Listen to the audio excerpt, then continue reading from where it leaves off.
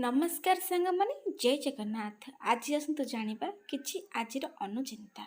महिला माने निश्चय देखंतु। नंबर 1, महिला माने केबे भी गृहर दुआर मुहरे बसिकी भोजन करबा कथा नुहे। एहा द्वारा गृह को दारिद्रता प्रवेश करिथाय। नंबर 2, महिला माने रोषेई कर सारिबा परे केबे भी गैस चूल्हा उपरे किछि भी अन्य जिंस रखंतु नाही। एहा द्वारा अमंगल होइथाय। नंबर 3, महिला माने केबे भी लुण रखुवा पात्रटी को खोला रखंतु नाही। एमिति करबा फଳରେ गृहरे धनर अभाव होइथाय। नंबर 4, महिला माने सूर्य उदय हेबा पूर्वरु घर झाड़ू करबा फଳରେ गृहरे धन वृद्धि होइथाय एवं सूर्य अस्त पर केबे भी गृहरे झाड़ू मारंतु नाही कि पोछा मध्य मारंतु नाही। नंबर 5, महिला माने केबे भी संध्या देवा समय काहारी को थट्टा बा अपमान करंतु नाही। एहा द्वारा अमंगल होइथाय। नंबर 6, जदि महिला माने धड़ा जिंस काहारी को किछि दान करंती तेबे एहा फଳରେ गृहरे केबे भी धनर अभाव होई नथाय। नंबर 7, जो महिला मानक पादर आंगुठी मध्यरे अधिक फांका रहिथाय से माने धन संचय करि पारि नथांती। नंबर 8, जो महिला पाद आंगुठी लागी लागी रहिथाय एवं कोमल होइथाय से माने बहुत भाग्यशाली होइथांती। नंबर 9, जो महिला हाथ पापुली कोमल एवं हाथ रे पद्म पताका माछ और शंख चिन्ह थाए से मानक स्वामी धनवान होइथांती। नंबर 10, जो महिला ओठ मझिरे गारा देखा जाए से माने अत्यंत भाग्यशाली महिला होइथांती। नंबर 11, जो महिला मानक बेकरे 3टी रेखा पड़ी थाए से माने को स्वामी बहुत भाग्यशाली होइथांती। नंबर 12, जो महिला मानक नाक अग्रभाग अल्प लंबी थाए से मानकु बहुत सुख और सौभाग्य प्राप्ति होइथाय। नंबर 13, जो महिला मानकर जीभ पतला लाल एवं कोमल होइथाय से मानकु उत्तम पति एवं सौभाग्य प्राप्ति होइथाय।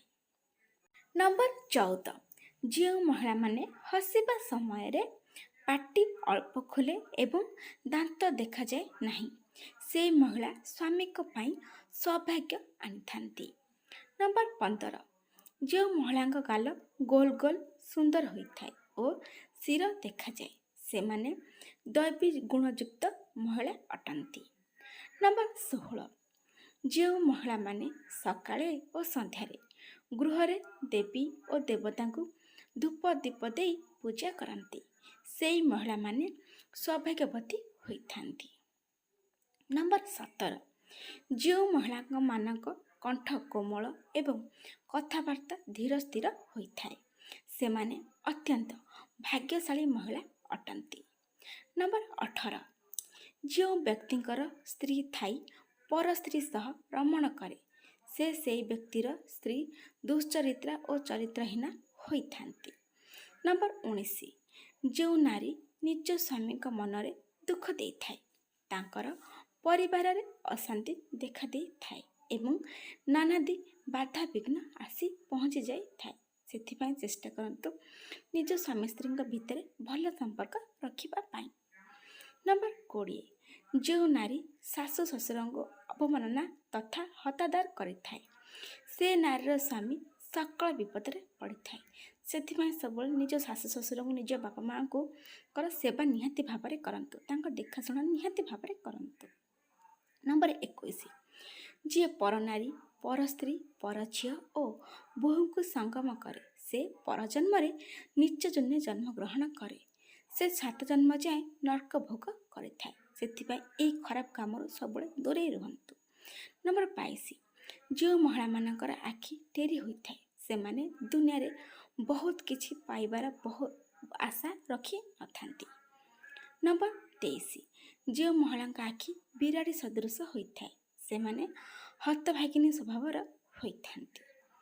नंबर 24, जो महिला मुखमंडल गोलाकार होइथाए से माने जीवन रे धनवान होइथांती। ନମ୍ବର 25, ଯେଉଁ ମହିଳାମାନଙ୍କ ମୁଖରେ ଜମାରୁ ହସ ନଥାଏ ସେମାନେ ଜୀବନରେ ସବୁବେଳେ ଦୁଃଖ ଓ କଷ୍ଟରେ ରହିଥାନ୍ତି। ସେଥିପାଇଁ ଚେଷ୍ଟା କରନ୍ତୁ ମନ ଭିତରେ ଦୁଃଖ ଥାଉ ପଛେ କିନ୍ତୁ ଉପରେ ନିହାତି ଭାବରେ ହସ ରଖନ୍ତୁ।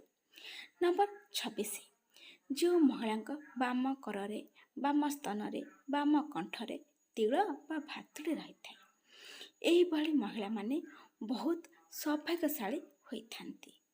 ନମ୍ବର 27, ଯେଉଁ ମହିଳାଙ୍କ କଟି ସରୁ ଓ ସ୍ତନ ସରୁ ସରୁ ହୋଇଥାଏ ସେହି ମହିଳାମାନେ ଖରାପ ଚରିତ୍ରର ପ୍ରାୟ ହୋଇଥାନ୍ତି।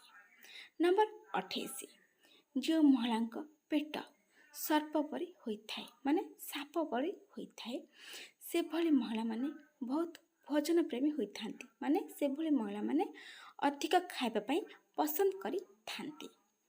ନମ୍ବର 29, ଯେଉଁ ମହିଳାମାନଙ୍କର ଦାନ୍ତ ବଡ଼ ବଡ଼ ହୋଇଥାଏ ସେମାନେ ବହୁତ ରାଗି ସ୍ୱଭାବର ହୋଇଥାନ୍ତି। ଦେଖିବେ ଜଣ ଜଣଙ୍କ ଦାନ୍ତ ବହୁତ ବଡ଼ ଥାଏ ସେମାନେ ରାଗି ସ୍ୱଭାବର ହୋଇଥାନ୍ତି। ନମ୍ବର 30, ଯେଉଁ ମହିଳାଙ୍କ ବେକରେ ଘଣ୍ଟିକା ଉଚ୍ଚା ହୋଇଥାଏ ମାନେ ଉଚ୍ଚ ହୋଇଥାଏ ସେମାନେ ସୌଭାଗ୍ୟଶାଳୀ ମହିଳା ହୋଇଥାନ୍ତି। ଘଣ୍ଟିକା ମାନେ ଦେଖୁ ତଣ୍ଟି ପାଖରେ ଆମର ଯେଉଁ ଅଛି ଘଣ୍ଟିକା ସେଟା ଜଣ ଜଣଙ୍କ ଉଞ୍ଚ ଥାଏ ଦେଖିବେ ସେଇଭଳି ମହିଳାମାନେ ସୌଭାଗ୍ୟଶାଳୀ ହୋଇଥାନ୍ତି।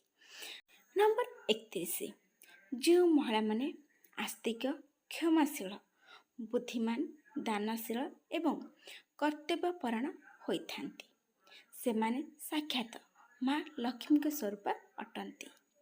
ନମ୍ବର 32, ଯେଉଁ ମହିଳାଙ୍କ ଆଖି ଦେଖିବେ କୋଇଲି ପରି ଦେଖାଯାଇଥାଏ ବା ଯେଉଁ ମହିଳାଙ୍କ ଆଖି କୋଇଲି ପରି ଦେଖାଯାଇଥାଏ ସେମାନେ ବହୁତ ବୁଦ୍ଧିମତୀ ବା ବୁଦ୍ଧିମାନ ହୋଇଥାନ୍ତି। ନମ୍ବର 33, ଯେଉଁ ମହିଳାମାନଙ୍କର ମୁଖମଣ୍ଡଳ ଅତି ସରୁ ବା ଗୋଜିଆ ହୋଇଥାଏ ଦେଖିବେ ସେମାନେ ବହୁତ ଜିଦ୍ଦିଖୋର ସ୍ୱଭାବର ହୋଇଥାନ୍ତି ମାନେ ଅଧିକ ଜିଦ୍ଦି କରିଥାନ୍ତି। ନମ୍ବର 34, ଯେଉଁ ମହିଳାଙ୍କ ମାନଙ୍କର ନାକର ଅଗ୍ରଭାଗରେ ମାନେ ନାକର ଶେଷରେ କଳା ଯାଇ ରହିଥାଏ ସେଭଳି ମହିଳାମାନେ ସୌଭାଗ୍ୟବତୀ ହୋଇଥାନ୍ତି। ନମ୍ବର 35, ଯେଉଁ ମହିଳାମାନଙ୍କର କପାଳରେ ଦେଖିବେ ଯେଉଁଠି ସିନ୍ଦୁର ଲଗାଉଛନ୍ତି କପାଳରେ କଳା ଯାଇ ରହିଥାଏ ସେହି ମହିଳାମାନେ ଧନବାନ ଓ କୀର୍ତ୍ତିବାନ ହୋଇଥାନ୍ତି। ନମ୍ବର 36, ଯେଉଁ ମହିଳାମାନଙ୍କ ହାତ କୋମଳ, ଲୋମ ନଥାଏ, କାନ୍ଧ ଆଗକୁ ଥାଏ ସେମାନେ ଜୀବନରେ ବହୁତ ସୁଖ ଭୋଗ କରିଥାନ୍ତି। ଏମିତି ନୂଆ ନୂଆ ଭିଡ଼ିଓ ଦେଖିବା ପାଇଁ ଚ୍ୟାନେଲକୁ ସବସ୍କ୍ରାଇବ୍ କରିଦିଅନ୍ତୁ ଏବଂ ଲାଇକ୍ କମେଣ୍ଟ ସେୟାର ବି କରନ୍ତୁ। ସମ୍ପୂର୍ଣ୍ଣ ଭିଡ଼ିଓ ଦେଖିଥିବାରୁ ଆପଣଙ୍କୁ ବହୁତ ବହୁତ ଧନ୍ୟବାଦ। ଆଜି ପାଇଁ ରହୁଛି ସାଙ୍ଗମାନେ, ଜୟ ଜଗନ୍ନାଥ।